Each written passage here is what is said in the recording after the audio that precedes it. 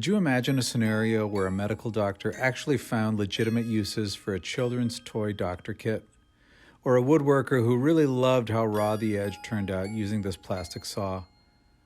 What about the master chef who adored the way this kid's spatula worked in flipping his food? Honestly, it sounds pretty ridiculous. However, as a pro audio engineer and record producer, I find at times that I have a penchant for using toy musical instruments. One in particular comes to mind, the toy piano. And it's not just me either. There are countless records that the toy piano has been featured on, from Mannheim Steamroller to Tom Waits to Seals and Croft to They Might Be Giants to Sigur Rós to Primus to the Carpenters.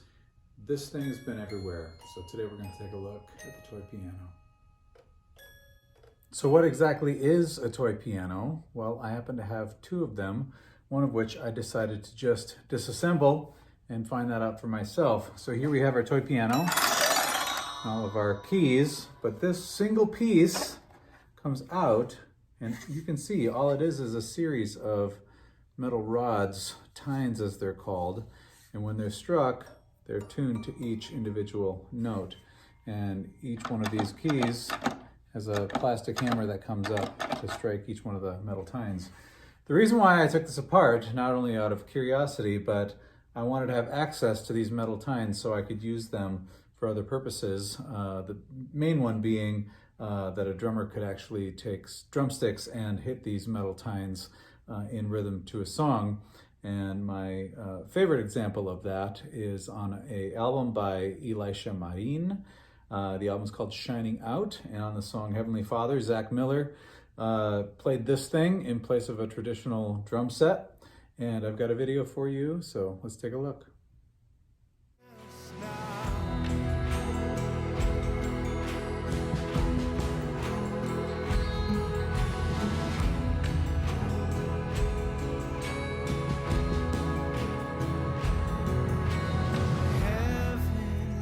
Over the years, I've done a lot of work with and for my good friend Jonathan Runman. He's had me do quite a number of remixes for him, breathing some new life into some old versions of songs that he had, and then resubmitting them to the public to hear and enjoy in a new light. And one of those tunes was the song I Thought You Were Mine. And in it, while I was remixing, I kind of recrafted the solo section, taking what was once a flute part and replaying the melody on a mellotron, as well as doubling it with the toy piano, and it turned out like this.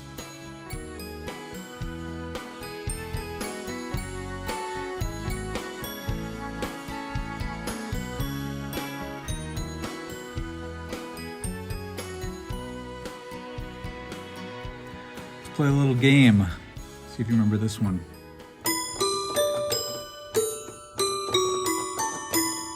Got it? You remember it? Yeah, Summer Breeze, Seals and Croft.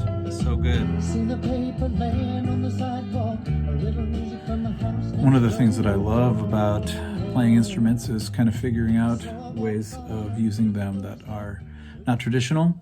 And one of the things that I found with the toy piano is you can kind of pick it up and shake it almost like a percussion instrument, and the hammers kind of drop on the metal rods, the tines inside, in a cool way. So if you turn it, it's a great sound, but then even the release of it.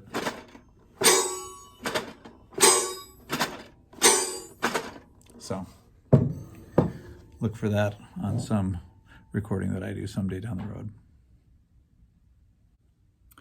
Arguably one of the most notable avant-garde composers of our time is, of course, John Cage, and he even contributed his efforts towards this unusual little instrument in Suite for Toy Piano.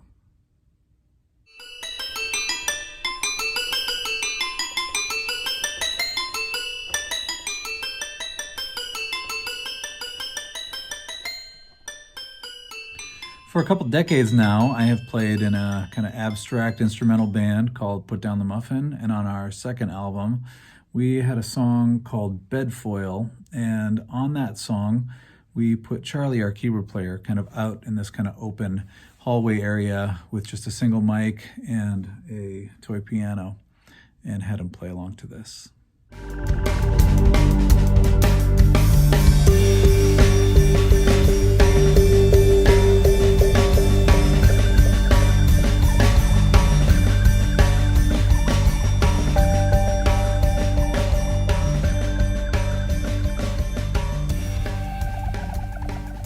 Here's a fun one for you. In 1990, The Cure played on MTV's Unplugged concert series, and they feature the toy piano in their song Just Like Heaven.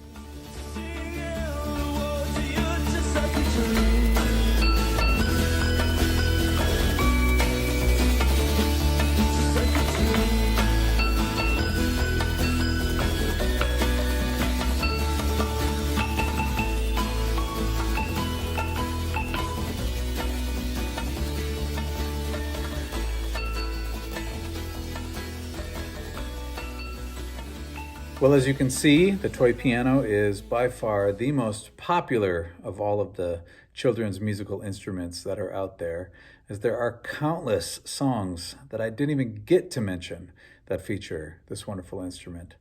That's all we've got for this week. I will see you again next week for another installment of Unusual Instruments.